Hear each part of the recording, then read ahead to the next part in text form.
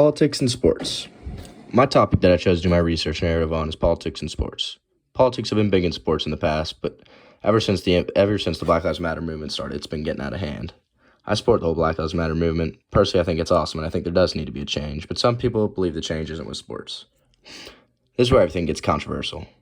A good majority of people believe that politics should be completely left out of sports. The reasoning these people have is that they work their butts off all week, and all they want to do is come home and forget about the work and politics.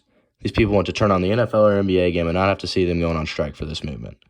This is how a bunch of my friends and family feel about politics and sports as well. They feel that the professional athletes could handle this much better by stating their opinions off the court or field.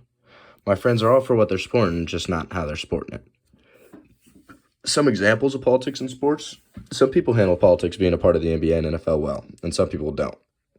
Back in 2018, a news reporter told LeBron James to shut up and dribble after he commented on racism and what it's like to be black in America. In 2016, Colin Kaepernick took a knee during the national anthem. The reasoning behind it was because he was trying to bring awareness to racism, police brutality, and racial inequality. After this, Kaepernick was forced out of the league. Even Donald Trump wasn't happy with what Kaepernick did, and he spoke on it. Next is a video clip of the whole LeBron shut up and dribble situation. Ready for a better job? Medicaid just got better. You're not going anywhere. We have much more with you coming up. Well, looking forward to that. But we're going to turn now to LeBron James' battle off the court. King James wore words with a conservative talk show host after she told him to, quote, shut up and dribble instead of commenting on politics. LeBron, well, he had something to say at this weekend's NBA All-Star game, and TJ Holmes has something to say about that here right now. Good morning, TJ. Good morning, Robin. LeBron's never been shy about giving his opinion, but this Fox host is questioning whether or not he even is qualified to have one. LeBron James was at the center of the NBA and political worlds this weekend.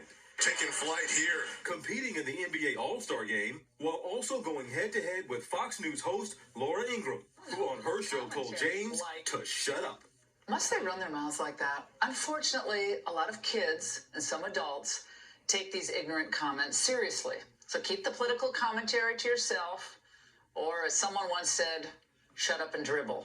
Ingram was responding to comments James made in a recent interview about President Trump. The number one job in America, the point of person, is someone who doesn't understand the people and really don't give a fuck about the people.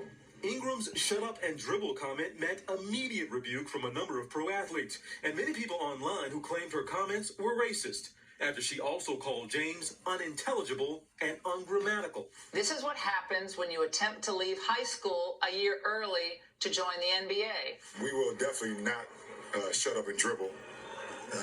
I would definitely not do that. He was also asked about Ingram's comments at an NBA All-Star media session in LA, seeming to appreciate the attention. I get to sit up here and talk about social injustice, equality, and why a woman on a certain network decided to tell me to shut up and dribble.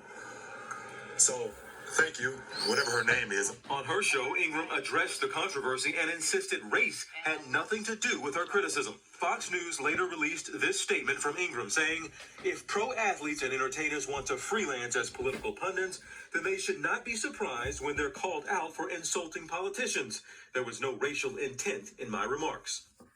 Muhammad Ali, John Carlos, Tommy Smith, Althea Gibson, you can keep going, Jackie Robinson, they've all long-standing tradition. He said, I am more than an athlete, was a tweet. That was his first response to it. One of the most charitable professional athletes that there is in this country. And a savvy businessman as well. And this brought a lot more attention to it, so, hey, what he says, more people will listen to it. Hi, everyone. George Stephanopoulos here. Thanks for checking out the ABC News YouTube channel. If you'd like to get more videos, show highlights, and watch live event coverage, click on the right over here to subscribe to our channel, and don't forget to download. Let's turn that off.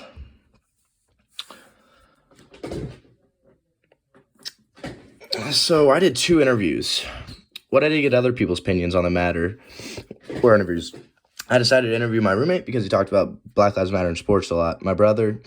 Then I also interviewed my dad when I went back to Louisville. First question I asked both of them, to all 3 of them, was, what do you think about the athletes supporting the Black Lives Matter movement in games? My roommate said, I think that these athletes need to be taking their feelings towards the Black Lives Matter movement off the fields and courts. Multiple NBA and NFL games have been postponed because of the movement itself. I personally believe it's necessary to bring this into sports. Leave sports how they were and leave politics out of them. My brother's response to the same exact question was, I agree with what they're trying to accomplish. I'm just not on board with the entire Black Lives Matter movement. I think that the movement is poorly set up, and I do not agree that all the riots and protests are morally right. I think that there has to be a less destructive way of expressing feelings for this movement. My father said, well, there are right ways and wrong ways to support this movement if you're a professional athlete. A big reason that a lot of people aren't happy with the sports industry right now is because they're allowing players to disrespect the national anthem. My thought is, what are these players gaining personally by disrespecting the anthem or our flag? These players are plenty capable of having their hands over their hearts for the anthem and playing the game normally like they have done their whole lives. After the game, these players should be able to speak on whatever they would like during their post-game interviews. This is what confuses me more than anything about this entire situation. Why are players purposely fueling the fire of politics on the court and field when they were more capable of just waiting until their post-game interviews? When I was interviewing them, I noticed right away they all had valid points. Professional games have been getting canceled because of this movement, and millions are not happy because of it. It does seem as if things would be more effective if athletes worry about the politics during interviews instead of games. My brother's response helped me understand himself and everyone who watches sports. He agrees with what they're trying to accomplish, and that isn't a bad thing in any way. The movement is for one good cause, but a ton of people just don't seem to be happy about the way it is being presented. Also, there's definitely a less destructive way for people to express their feelings. We just need to figure out what exactly that less destructive way is. So I wanted to make a documentary about something that would happen in the future. And this is kind of a story I made up myself. It is. So the story I'm basing my documentary on is based on what I believe it will come in 2021. It's a prediction documentary almost. The NBA is going to proceed how it went during the 2019 and 2020 season. The Black Lives Matter movement is bigger and more powerful than ever in this next upcoming year. The documentary revolves around a little boy named Jonathan Downing. Jonathan is a 9-year-old African-American boy who was diagnosed with a brain tumor last year at age 8. He only has a few more months to live, so his parents decide that they want to make some calls and try and get him on the Make-A-Wish list. They figure if Jonathan can't have a life for much longer, they should make it as great as possible. It's about halfway through the 2020 and 2021 NBA season when Jonathan decides that he wanted to go see LeBron James play courtside. Jonathan's a huge Lakers and LeBron fan. Jonathan attends the game and has the time of his life while meeting LeBron. LeBron and Jonathan seemed as if they connected a little. They enjoyed talking to each other a lot. So a month goes by and Jonathan receives some very unsettling news.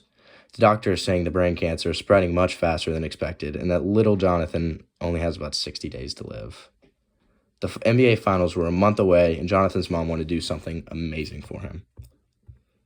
So after the 2019 and 2020 season, the NBA has been sort of strict when it comes to protesting games as players and showcasing whatever they'd like on the back of their jerseys.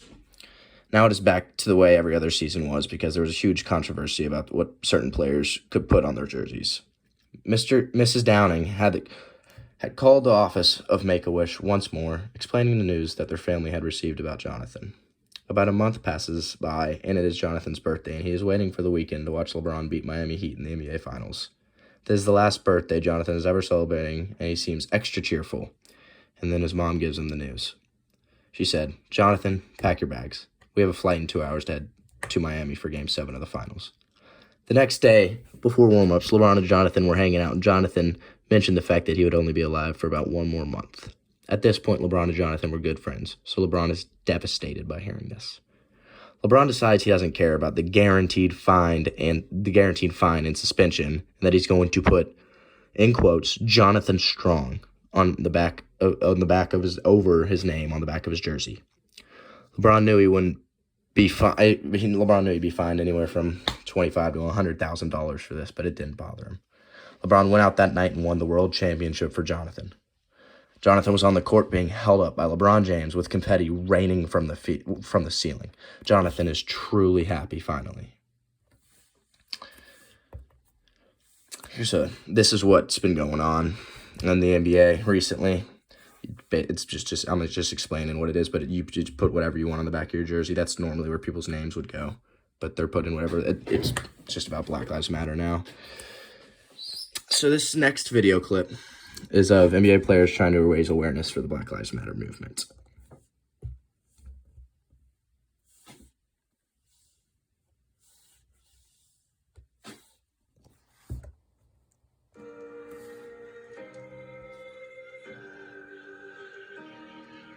This is a moment we got to keep pushing forward. Come on, James. Come on, Justice.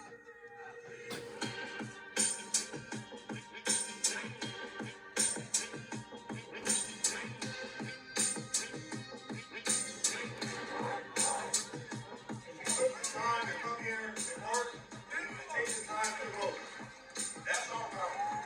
Some of the injustices that we've been seeing is not okay. What do we want? What do we want? Let us be perfectly clear. Black Lives Matter.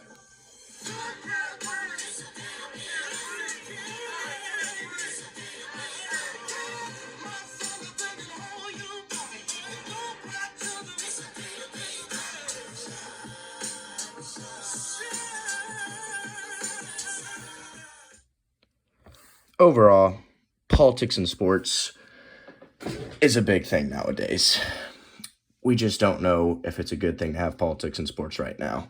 Some people are getting upset by it, and some people are really happy that athletes are finally speaking up for what they believe in. We just need to figure out if it's really what needs to be happening right now.